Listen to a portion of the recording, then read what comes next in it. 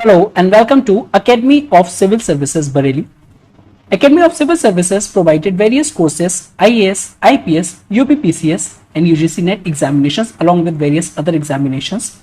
आपके पास सुटेबिलिटी है, हिंदी मीडियम में चूज बैच करना चाहेंगे आप वो कर सकते हैं, इंग्लिश मीडियम में भी चूज कर सकते हैं, तो दोनों की अवेलेबिलिटी है। साथ ही साथ बाइलिंगुअल बैचेस भी हैं, वो भी साइमल्टेनियसली रन होते हैं। Just after class 12 special program run करती है एकेडमी ऑफ सिविल सर्विसेज, जिसमें 3 इयर्स का स्पेशली डिजाइन कोर्स है। उसका टाइम रहेगा 3 PM। तो अगर आप बरेली या आसपास के रीजन में हैं तो feel free to contact on this number. सारी डिटेल्स आपको यहाँ पे मिल जाएगी। We also provided 3 days free demo classes, और जो न्यू बैच है वो कमेंस्ड हो चुके हैं। आने वाले टाइम में भी न्यू बैचेस कमेंस्ड होंगे। जो नेक्स्ट बैच होगा वो स्टार्टिंग होगा फ्रॉम 30th of August 2021 से। सो कोई भी इंफॉर्मेशन आपको चाहिए तो प्लीज इस नंबर पे कांटेक्ट करके सारी इंफॉर्मेशन आप ले सकते हैं। और अगर आप आसपास रहते हैं तो please visit 3 days free demo classes हम run. Today's topic is current affairs question 17 August 2021। First question, consider the following statement about the green hydrogen. Green hydrogen क्या है उससे रिलेटेड आपको बताना है। ए स्टेटमेंट कह रही है जो hydrogen produce from the fossil fuels उसको कहते हैं हम ग्रे हाइड्रोजन। बी स्टेटमेंट कह रहे हैं hydrogen generated from the fossil fuels with carbon capture and storage option, इसको हम कहते हैं ग्रीन हाइड्रोजन। यहां पे बताना है। तो यहाँ पे जो करेक्ट आंसर है that is the A, only first statement is correct and second statement is wrong, because इसको हम ग्रीन हाइड्रोजन नहीं कहेंगे, हम इसको कहेंगे that is the blue hydrogen. और ग्रीन हाइड्रोजन क्या है? हाइड्रोजन जनरेटेड जो कि एंटायरली हो फ्रॉम रिन्यूएबल पावर सोर्सेस। ठीक है, तो फ्रॉम रिन्यूएबल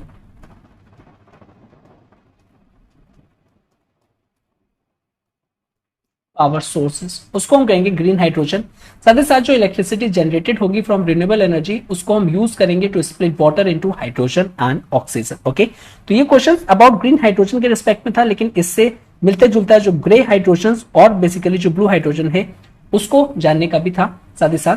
तो ये हमारा क्वेश्चन फर्स्ट था। Next is second question, consider the following statement about the Gati Shakti master plan. यहाँ पे जो ए ऑप्शन है that is the plan aim for indigenously building supersonic fighter jet planes. B जो statement कह रही है the plan aims for holistic infrastructure building. यहाँ पे आपको करेक्ट आंसर चूज करना है। यहाँ पे अगर हम देखें करेक्ट आंसर जो होगा दैट इज दी बी। ये जो प्लान है aim for holistic infrastructure building, देख लेते हैं ये गति शक्ति मास्टर प्लान है क्या। तो it's a ₹100 lakh crore project है फॉर डेवलपिंग होलिस्टिक इंफ्रास्ट्रक्चर। और ये जो प्लान है इसका एम है कि easier interconnectivity between road, rail, air and waterways. तो interconnectivity between road, rail, air and waterways, ताकि रिड्यूस हो पाए ट्रैवल टाइम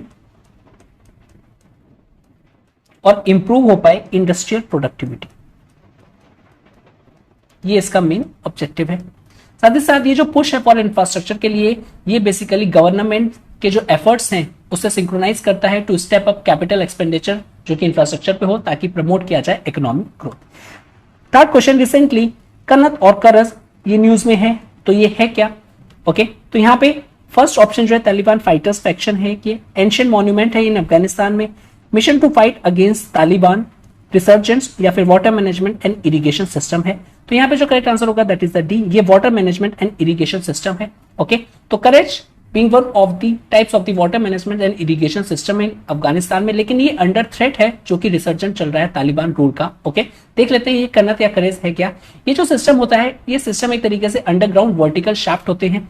तो मैं एक इसको डायग्राम में बना के बताऊं तो आपको ये चीज जो है, ये हमारा मेन वाटर टेबल है, ये जा रही है। ठीक है, यहाँ पे एक इस तरीके से यहाँ से रिलेटेड चैनल्स बनाए जाते हैं। यहाँ पे वर्टिकल शाफ्ट्स होते हैं, ये वर्टिकल एक्सेस शाफ्ट्स, और यहां पे अगर ये कुछ एक स्ट्रक्चर है तो यहां से जो आउटलेट होगा इसका, ये कन्नत का आउटलेट्स रहता है। सो दैट इरिगेशन करवाया जाए या फिर इरिगेटेड एरिया आगे का यहाँ से जो भी चैनल जाएगा वो हो पाए इससे। तो ये जो सिस्टम है अंडरग्राउंड वर्टिकल शेप का ही, इसमें जेंटल स्लोपिंग होती है, टनल्स को बिल्ड किया जाता है on an upland aquifer to ground level. साथ ही साथ ये काफी एनर्जी इफिशियंट भी होता है और ये ग्रीन भी है काफी, बिकॉज ये यूज करता है फोर्स ऑफ ग्रेविटी की और कोई भी मशीन्स को यूज नहीं करता जो कि फ्यूल पे चले। इसका जो ओरिजिन था वो पर्शिया में स्टार्ट हुआ था, उसके बाद लेटर स्प्रेड हुआ था अरब और टर्की वर्ल्ड में। एंटायर सिस्टम में बेसिकली इसको प्लान किया जाता है, एग्जीक्यूशन किया जाता है of the force of A water shade. अब ये जो वाटर और जो वेस्ट वाटर इससे होता है is never mix with the drinking water, ये कभी ड्रिंकिंग वाटर से मिक्स नहीं होता है। जब वाटर होता है इस दिन डज नॉट इवेपोरेट और उसको फिल्टर भी किया जाता है जब ये सरफेस पे आता है। साथ ही साथ इसमें डिप्लीशन भी नहीं होता है एक्विफायर का, बिकॉज जो एक्सेसिव यूज है इसका इम्पॉसिबल है और इसका जो मेंटेनेंस है वो भी काफी लो कॉस्ट का है। फर्स्ट करा सिस्टम इंडिया की बात करें तो इंडिया का जहां पे फाउंड होता है that was built in the city of Bidar जो कि है कर्नाटका, और ये हुआ था during the reign of Bahmani Sultan. Bahmani Sultan जो कि थे अहमद शाह वली।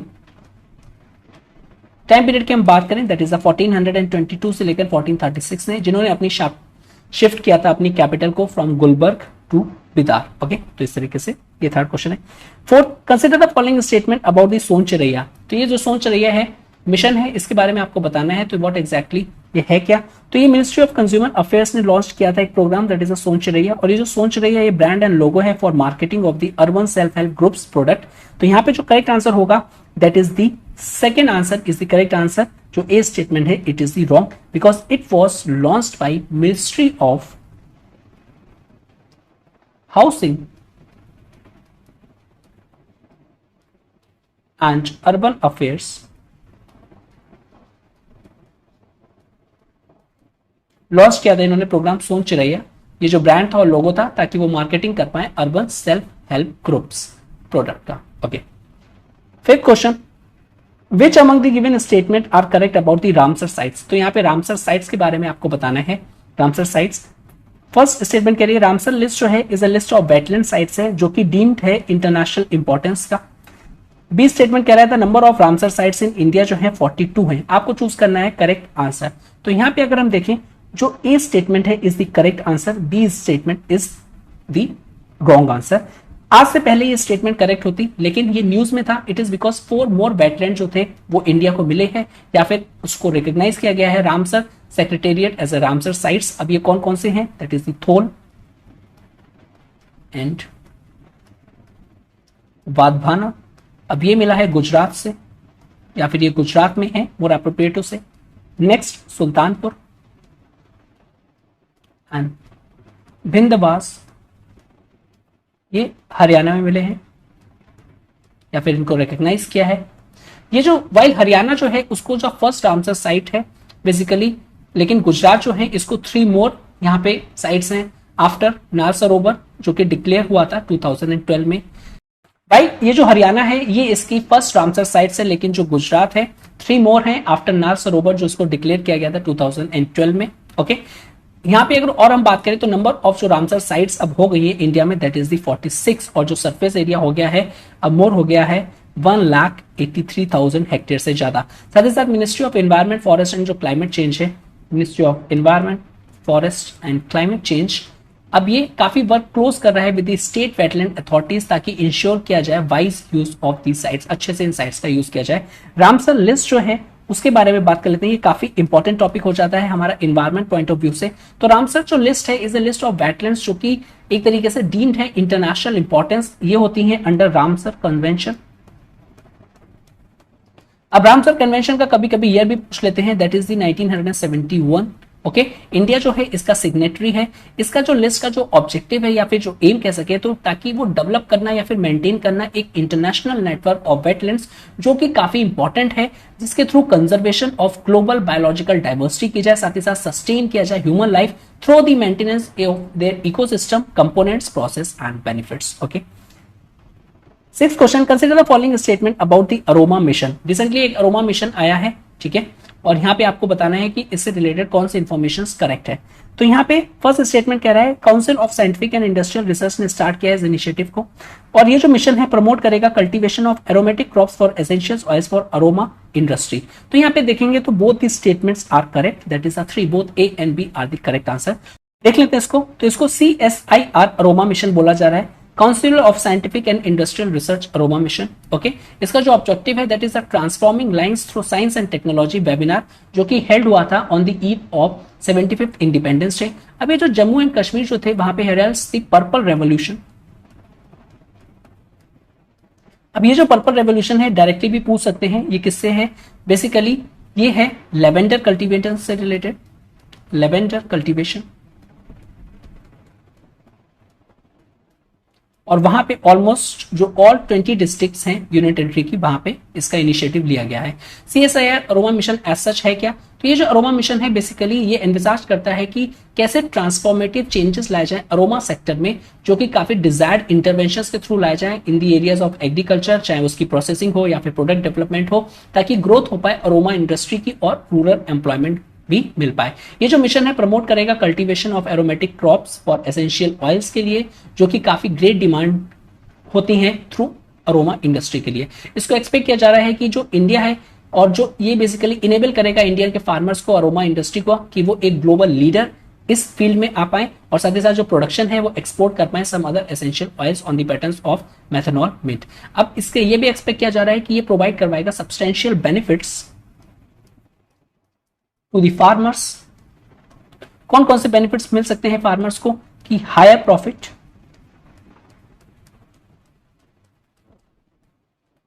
क्रॉप से इसको वेस्ट लैंड्स में भी लगाया जाता है, जो कि जो लैंड है एग्रीकल्चर के लिए सुटेबल नहीं है, तो इसमें भी आपको हेल्प करेगा।